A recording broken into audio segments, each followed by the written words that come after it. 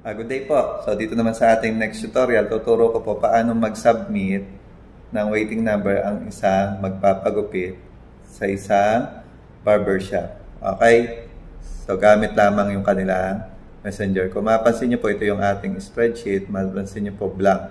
Meaning wala pa pong customer na naghihintay. So try na po natin mag-submit gamit yung ating messenger. Okay? So example, ito po yung messenger ni customer. Okay, so example, ito po yung ating logo. Ayan, One Barbershop. Okay, so good day po Sir Sunny. Welcome po sa One Barbershop. Okay, so ito example lamang. Pwede naman natin yan palitan. Okay, so select services, shop schedule, check muna ang pila. Okay, call us. Okay, so example, titingin muna po tayo ng pila. So dapat wala po. Okay, wala pong pila, pwede na po kayo magpalista at magpumunta. Okay, tama, wala pong pila. Okay, so try natin na. Okay, so pagupit na. Yan, so select services. Yan, so anong services daw po? So haircut, hair color. So haircut po tayo. Okay, please select type of haircut. Trim, clean cut. So, see. So, kung mapansin niyo po sa mga barbershop, may mga sample sila doon na mga nakapaskil. So, dito sa Messenger, kaya po rin natin yung pakita. So, dito po tayo sa see sample haircut or yung gusto nating ipagaya. Yan. Okay, kung mapansin niyo po, meron diyang undercut at pinapakita yung picture. Okay, paid cut. So, at nakikita rin natin yung price. Crew cut. Okay, ito yung customized haircut. Yan. So, example, dito po tayo sa crew cut. Yan. So, 100 pesos. Okay, tapos dito, kita nyo, nag-a-add-on din po siya. Baka may gusto raw po tayong padagdag na services. So, meron tayong shampoo and massage, 70 lang daw po. Massage, 50. Next time. So, example, gusto ko na rin ipa-shampoo and massage. Okay. Your total, haircut, crew cut, 100. So, add-on natin shampoo and massage, 70. So, ang total natin ay 170. Yan. So, magkano daw po yung ating ibabayan? So, example, 200. Yan. Okay, so ito pa yung maganda rin dito. Kaya rin i-request, lalo na tayo mga regular na customer.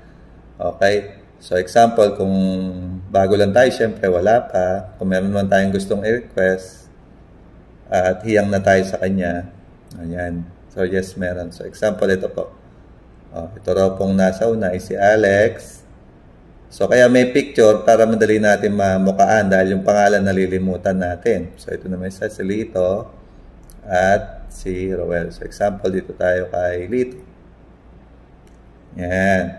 Tapos, ayan, tinatanong na yung ating pangalan. Sunny Flores po ba ang inyong name? Yes. So, ito po ba yung inyong number? Yes. Okay, tapos send na raw po natin yung ating selfie. Okay, so, nakapila na po tayo. Pa-wait na lang po kayo matawag po muna daw po tayo. Okay, so ngayon, check po natin. So, punta lang muna ako sa home. So, papakita ko na kailangan madagdagan po tayo ng pila. Check po natin ng pila. So, dapat magkaroon na po ito ng isang pila. Tama po. 10:58. So, tama. 10:58. Sunny. So, may isang pila lang daw. 20 minutes lang daw. So, ibig sabihin, mga 20 minutes yung isang gupit. Ngayon, tignan natin sa ating spreadsheet kung lumitaw po. Ayan. Di ba po? So, ayun o. Just now. So, lumitaw nga. Nag-submit na customer. So, andyan lahat ng kanyang detalye, yung kanyang ipapagayang gupit, yung kanyang contact number, o yung amount. So, kita nyo na po dyan, no? 170. Then, yung kanyang reference. So, talagang napaka-ginhawa po nung ating sistema at yung customer talagang convenient. So, wala nang usap, gupit na po agad. So, ang ending, marami po tayong magiging production. Thank you po. Good day po dito naman sa ating next tutorial. So, papakita ko naman po paano ko may sabay pong magsasubmit na customer. So, kayang-kaya po yan ng ating system. So, kahit ilan po silang mag-submit, ay lilitaw po silang lahat dito sa ating waiting list. So, pakita ko na po. So, magsasubmit po tayo ng dalawang phone. Okay? So, itapat ko na lang po doon sa huling tanong. So, please send your selfie. Yan, para makita nyo po. Okay? So, mag-send po ako ng selfie ko. Yan. So, dito isa. Yan. So, yan. Pag-send ko po niyan, mag-submit na po yan. Okay, ito naman isa. So, example, dito naman, kukuha tayo sa kanyang gathering. Para makita lang natin magkaiba. Okay, so, send ko na po. So, makita nyo po yan sabay. Yan. So, tingnan nyo po. Yan, mukha na yung dalawa. So, check natin kung dito. Pansin nyo pa. So, talagang real-time po nangyayari yung pagsasubmit. Okay? So, tas dito makikita agad natin. So, ito magpapakulay. So, tatlo na po sila. Okay? So, ganun lamang po kadali na kayang-kayang i-cater ng ating sistema. So, wala pong pila ang magugulo. Talagang first come, first serve. Thank you po. Okay, good day po. Next naman po natin ay, so paano kung merong mga nag-submit, pero doon sa nakapila ay wala siya doon sa mga nakaupo, at nung kinontak po natin ay hindi rin natin sila matawagan. So in short, i-void po natin yung kanilang sinubmit. So, madali lang po. So example, dito po tayo so ito ang name niya ay Jeff Flores at siya ay wala sa ating pila at di rin natin siya makontak sa kanya number. So, click ko lang po itong reference. Yan. Okay. At click ko lang po itong delete customer. Yan. So, dapat maging dalawa na lang po sila. So, tama o na wala po yung nakablock. So, ganun lamang po kadali ang pag-delete ng isang invalid na submit. Thank you po. Good day po. Dito naman sa ating next tutorial. So, paano naman po pag-verify ng mga magpapagupit o ng ating customer. So, dito po sa ating waitlist, so meron pong dalawa. So, ito po sino po itong nasa ibabaw, siya po yung una dapat nating i-serve. Okay, so 19 minutes na po siya naghihintay. Ang papagawa niya ay haircut at ipapagayang gupit. So, crew cut. Then, nandiyan na rin yung picture. Then, yung picture ng customer. Kanyang pangalan. Kanyang contact number. Okay. At yung kanyang amount. Okay. So, then yung reference. So, click lang po natin yung reference.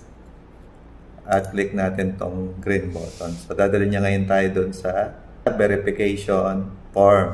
Okay. So, ayan po yung haircut at ayan yung customer. Okay. So, ngayon, ito yung ating form. Ayan.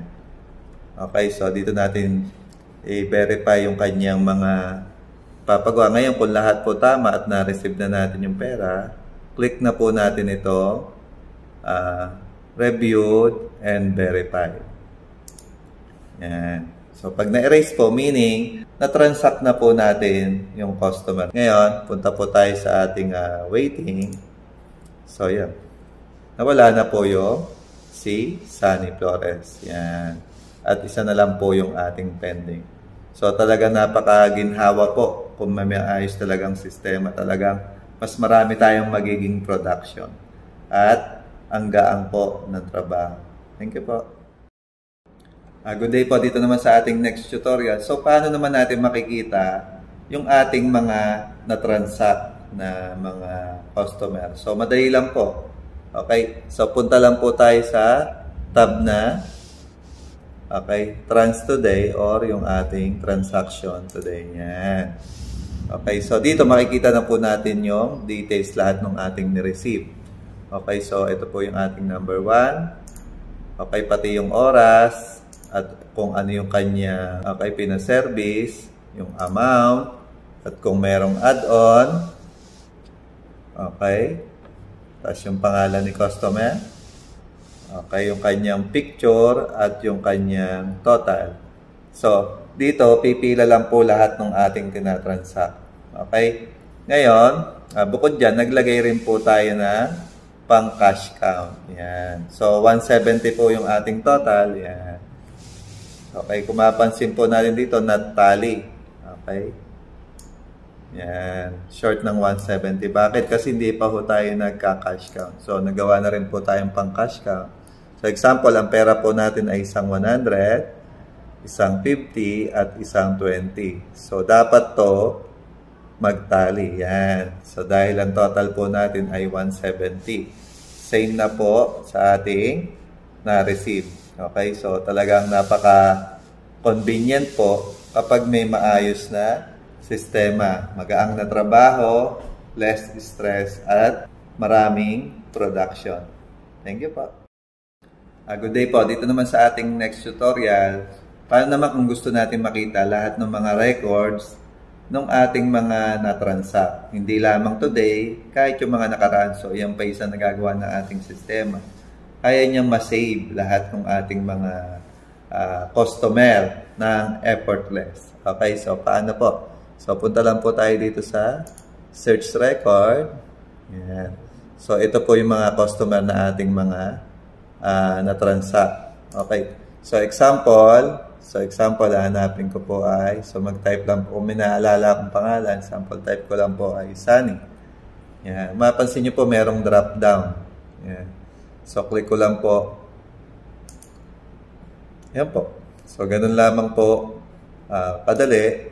Okay, so type ko naman, Sunny lang. So, lilitaw naman dalawa. Meaning, may dalawang Sunny po siyang nakita sa ating record. So, talagang napaka-convenient po ng ating system dahil talagang lahat po ay napakabilis nating mahanap ng mga record. Lahat po ay organized. Thank you po.